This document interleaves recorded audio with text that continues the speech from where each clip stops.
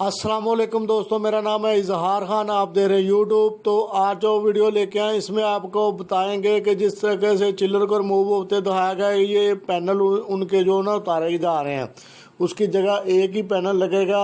पहले दो चिल्लरों के पैनल थे और उसका मेन पैनल था इस तरह, तो इसको रिमूव कर दिया गया। यह जगह खाली दे सकते हैं और पैनलों को उतार के साइड पे कर दिया गया। इसकी जगह नया पैनल लगेगा और ज़ारा कैपेसिटी का एक ही पैनल लग जाएगा।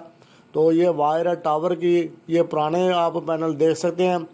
तो इनको साइड पे कर दिएगा।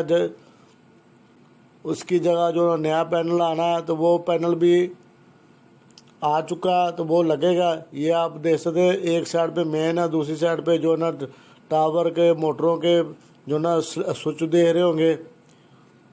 तो दोस्तों, अगर आपने अभी तक हमारे चैनल को सब्सक्राइब नहीं किया तो सब्सक्राइब ज़रूर कर लें, बेल के बटन को ऑन कर दें ताकि हर नई वीडियो आप तक ईजिली पहुंच सके। तो ये नया पैनल आ चुका है और अपने फिटिशन पे रखा जा चुका है। तो इसमें आप देखेंगे कि इनके जो ना मेन वायर है वही इसके कनेक्शन होंगे। और बस बार आप देख रहे होंगे, ये 3 पोल बड़ा जो ब्रेकर है मेन इनकमिंग का, जो मेन पैनल के, यानी कि उसके बाद आप देख रहे हैं मोटरों के कनेक्शन हो चुके हैं।